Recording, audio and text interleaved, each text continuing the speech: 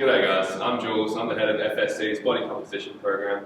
I'm here today just to talk to you guys a little bit about your nutrition, hopefully give you guys some handy tips to help you get control back in nutrition after the silly period which you've all just come out of. A quick disclaimer though, I'm not a registered dietitian, okay? I don't deal with any health issues or anything like that. I'm simply here to point you in the right direction, give you a bit of information to help yourselves out. For any serious issues or ongoing medical conditions, you're best to consult a registered dietitian or your GP before you make any changes to your diet. Alrighty guys, over here we have a little overview of what we're going to be chatting about today. First and foremost, how does nutrition affect health, okay? I've got a little pyramid in front of me. It's not the one you would have seen at school, it's slightly different. It ranks things that we do with our diet in terms of how much they affect our general health. Alright, so at the bottom of the food pyramid, the most important thing is calorie balance. Calories in versus calories out is going to have the biggest impact on our general health, and that's why we've got it in the prime spot. Second to that is food composition. So how much of your food is good, healthy foods, fruit and vegetables, meats if you're not a vegan, and that quality of our food compared to obviously your fast foods and your more junk foods plays a big role as well in our general health. Beyond that, we've got our macronutrient breakdowns. Okay, I'm going to be talking about that a lot later, so I'm not going to get into that too much right now. And then right at the top of the pyramid, we have supplements. The least important thing that you can do to help your general health, especially in terms of like creatine supplements and pre-workouts, they play a very small role in basically your general health. Second, we have what are calories, macros, and micronutrients. Calorie is our body's fuel source. Okay, we get it from the three big macronutrients. That's why these two go hand in hand. The macronutrients are carbs, proteins, and fats. 1 gram of carbohydrates has 4 calories, 1 gram of protein has 4 calories, and a gram of fat has 9 calories. Okay, that's where our body's fuel is coming from, and that's what people refer to when they're talking about calories. There is also another macronutrient, okay, the less important one, and that is alcohol. A gram of alcohol has 7 calories. Okay, the only difference is that each of those macronutrients plays a very important role in our body functioning, whereas alcohol plays virtually no role. And that's where you hear people say things like empty calories from alcohol and whatnot. A micronutrient is a nutrient that doesn't have calories. Okay, you're talking about vitamins and minerals, things like B12, vitamin D, as well as calcium, iron, things that you still need for your body to function well, but play less of a role in weight control and body composition. And after this, guys, we're going to be talking about how to track them, how to manipulate them to get closer to your goals, common approaches and mistakes that people will make.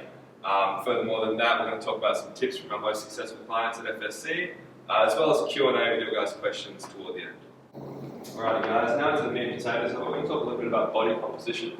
Okay, body composition is basically body fat, fat-free mass, and bone density. The relationship between those have implications on the way our body feels and looks. Often when people say they want to lose weight, what they're actually talking about is a reduction in body fat percentage. Okay, a reduction in body fat percentage while maintaining your fat-free mass or increasing your fat-free mass will improve the way your physique looks and feels. So higher body fat is linked to obviously a lot of different health concerns, as well as a reduced athletic performance and endurance and things like that that are important to a lot of us. So when it comes to body composition, a lot of people ask if weight is relevant. The answer is yes and no. So while weight in itself has health implications, it doesn't take into account, as well as BMI, they both don't take into account these two numbers, the body fat and the fat-free mass.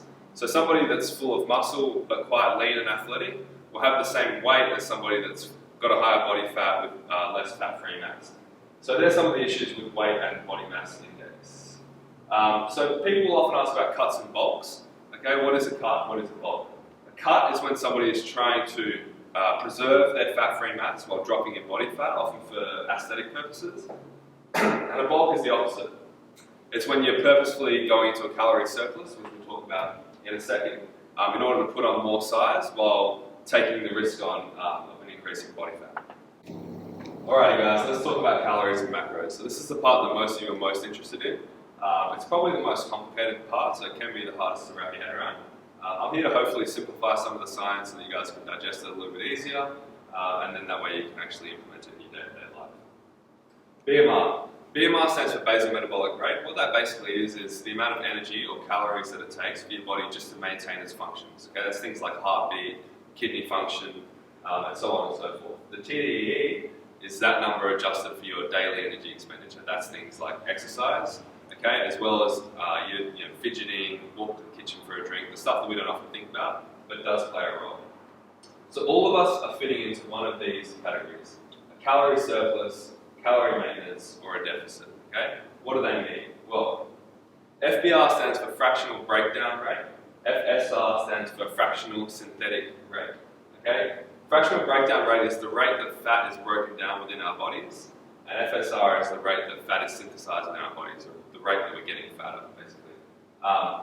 Those two are an equation. If the breakdown rate is faster than the synthetic rate, that means that we're getting leaner, okay? And if the synthetic rate is faster than the breakdown rate, it means we're getting bigger.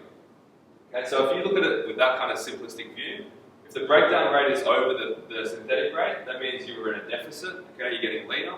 If it's the other way around, you're in a surplus, you're getting bigger. If those numbers are exactly even, you're at maintenance. So that means you're basically maintaining your current body weight, maintaining the way your physique looks for the most part, and not going up or down, which is not a bad thing.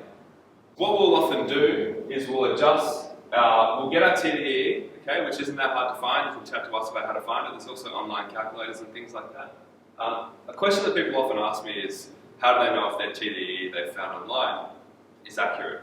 A piece of advice that I would give: if you track yourself and your daily eating for a week, 2 weeks, even 3 weeks, and you're not putting on any weight, you're not losing any weight, and that's the way you've been eating for a fairly long time, you're probably eating at maintenance, and these numbers are probably pretty much even. Okay, if you're getting leaner throughout that period and you haven't always eaten that way, there's a good chance that your breakdown rate is overtaking your synthetic rate, which is not a bad thing. And if it's the opposite, then perhaps you're eating too much. So we'll manipulate our daily calorie intake, okay, so that the breakdown rate is above the synthetic rate. That way we're getting leaner. That's the basics of the diet simplified. On to role of macros. So the macronutrients we spoke about before, carbs, fats, and proteins, they all play a vital role in our body's function. Fat has a lot to do with cell function as well as hormone regulation. Carbohydrates are the building blocks of energy, and as far as protein goes, building and preserving muscle protein is vital. For that reason, we generally don't recommend completely eliminating one of the food groups because issues can arise from doing that. One macro function I did want to touch on though is protein. So a well-structured and consistent training program combined with a solid protein intake of about 1 gram to 1.5 grams per kilogram of body weight, that can help you preserve muscle mass during a diet phase or a deficit phase, okay? So as you're getting leaner, you're losing weight at a percentage of body fat and muscle mass. If that rate is 50-50, then obviously your physique's not going to look a whole lot different, because if you lose 2 kilos, in theory it's a kilo of muscle, a kilo of body fat. That's not the idea that we're trying to have. So we want to get that ratio as close to 90-10 as we can, where we're losing a lot of body fat and not a lot of fat-free mass. So as I said, a well-structured training program, which we provide you guys with, as well as a solid protein intake, can help preserve that muscle mass, which will improve your physique in the long run. A lot of people on that note will ask about supplements. For the most part, most supplements don't have a lot of impact on that process, to be honest. Leucine is a BCAA that does play a role in that, and if you're going to take anything, I guess that would be the one. But it can be done with an effective diet and training program. Alrighty guys, so as part of your FSC memberships, you are entitled to some nutritional guidance with myself. So I'm going to touch a little bit on what that looks like and some common approaches that we use to get results from some of our most successful clients. So what we have at FSC, I usually help you guys figure out your TDEE, point you in the right direction. From there, you go and track your nutrition for a couple of weeks. I just want to see what you eat when you're not trying to go on a diet, okay, what your eating habits are like, and whether or not your weight is fluctuating a lot in a short period of time. From there, we have an Excel spreadsheet we use for check-ins, okay? We find that check-ins increase compliance, and compliance is everything with nutrition. So if you're in a calorie deficit, okay, for argument's sake, let's say you're having 1,000 calories a day as part of your deficit, which is 7,000 calories a week. If you go through 6 days of the week eating exactly as you were supposed to, and then on the 7th day you treat yourself a little bit and eat triple, well then that deficit over the course of the week has become somewhat ineffective. So we find the check-in system really helps with compliance and allows our clients over a long period of time to remain consistent, which is one of the big parts of nutrition. And on that note, guys, when chatting with some of our most successful clients, one of the most, perhaps the biggest tip that I could offer is controlling variables. So our most consistent clients, our most successful clients, we're the same people by the way, they often will prioritize controlling the variables. So as I just mentioned with your diet over the course of a week, fluctuating diets tend to be ineffective. Okay? So controlling variables such as your daily activity, okay? Whether it's just as simple as tracking your steps every day and trying to hit a target, or something more complex that we come up with. That's a tip that's helped a lot of the guys that have done really well. Some common mistakes is what I just mentioned, okay? So it's the super fluctuating ones, treating yourself to too much of a cheat day, too many cheat days. But basically what it boils down to is a lack of compliance, okay? People that drift in and out tend to get worse results than people that stick to it day in, day out, and build healthier habits so it doesn't become as much of a chore as it feels like at the start. Alrighty guys, the best piece of advice I could give is just to get started, okay? It's not as daunting as it seems. We don't give out these super strict meal plans, we don't give out meal plans at all. All we do is help you guys to get the tools to control your own nutrition, okay? And some sort of direction on what you're supposed to be eating long term. That way you can build healthier habits, okay? And in the long run, not yo-yo with your weight. We're going to answer some questions that you guys have shot through, okay? The first question is, how do I deal with an unsupportive partner? It's an issue a lot of people face. My advice would be though, just plead with them to try and bear with you for 1 week, and then after a week you'll see that it actually isn't that difficult, okay? It's just around building healthier habits. We're not depriving you of the things you like, okay? We're just putting some structure into your nutrition. Alrighty, the other question we got about 10,000 times was, what about cheat meals? Cheat meals aren't a good or a bad thing, okay? If they help you with your compliance, if a cheat meal a week helps you long term to stay and not feel like you're having to diet, that's a good thing. The issue with cheat meals and cheat days, as I mentioned before, is if it throws off your whole deficit plan, okay? So we work together to come up with a plan on a deficit that will get you progressively losing weight at a safe rate, okay? If you're consistently missing your macros 1 day a week, but it's by a long shot, that can affect the rate of progression, okay? And can even set you backwards a little bit if you're having a massive cheat day, like I'm known to do on occasion, but that's neither here nor there. So the cheat days, it's something you guys can talk to us about. We can try and work them in, but we don't deprive you to the point where you should be looking forward the whole week to a cheat day. Your diet should be balanced enough where you're getting enough of everything that you like that you can stick to it long term. Alright guys, another difficult question we got a fair bit is, how long do I have to do this for? It's a difficult question, okay? If you're going into it with that attitude, you're kind of placing the first roadblock in the way straight off the bat, alright? If you just give it a go and stick to it, I guarantee that you'll build healthier habits and a healthier relationship with food, and the skills that you learn you can take with you long term, whether or not you're consistently tracking your calories week to week. Some of you might find you enjoy it, like I do myself. Okay, some of you guys might hate it and do away with it, but it's the skills you learn which are the most important tool going forward. On that note though, the breakdown rate and the synthetic rate, okay, your calorie maintenance, surplus and deficit, they're always relevant. Okay, there's no point where they stop being relevant. So ideally for the rest of your life you'd be keeping an eye on what you eat, but not feeling like you're depriving yourself consistently. That's why a healthy, balanced approach to nutrition is always the way. Another super common question we get is, it's been 2 weeks, I've been dieting hard, the scales aren't moving, I'm frustrated, or alternatively, how long is it going to take to see the results that I want to see? I have a typical time course in front of you guys, okay? So the first week is almost always water loss. Don't get too excited off the bat and don't assume it's going to continue at that rate the whole time. Within a month, in the mirror, you might notice some small changes, okay? But within 3 months, significant changes will start to occur, okay? 5 to 10% weight loss can be sustainable in that time if you're on point, okay, and not slipping up consistently. You can't diet long stretches without breaks anyway, okay? So what we do is set timeline goals, okay? Get there, get as close as we can, and reassess every time. Alrighty, another common question, guys. Can I lose body fat and increase muscle mass at the same time? This is a complicated answer, okay, without going too in depth. There are generally 2 types of people that can do that. People that are starting from a long way back, okay, people that have a lot of body fat, they can often afford to go into a calorie deficit, and if they keep eating their protein and maintain, a structured gym program, the science does seem to lean towards that they can preserve their muscle mass, if not increase muscle mass, while losing weight. The other group of people that react pretty well to that is complete novices. So if it's your first day in the door, congratulations, you're going to get the beginner gains that we all miss so much. And as well as that, you guys are pretty successful in terms of cutting down your body fat percentage and growing muscle at the same time.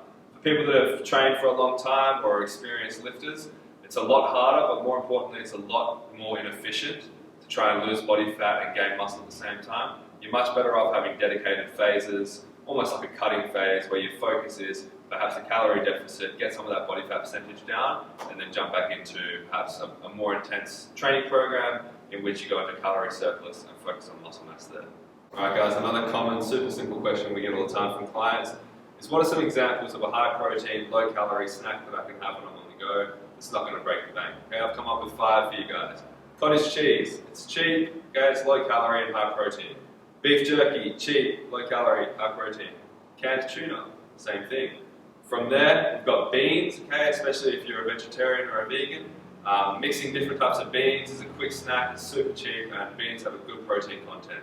And fifth and finally is the iffy one, it's a supplement, okay? Whether that's a protein shake or something of the sort, that's sort of a last resort, but if they're used correctly, they can be a handy tool with keeping your protein up and not overdoing calories. Another question a lot of you asked was about meal prep ideas. Now, I'm not going to stand up here and give you guys recipes, because if this video hasn't put you to sleep up until now, that definitely will. What I will say is that I have a massive bank of them, okay? Get in touch with me via email and I'm happy to send you all of my secret recipes.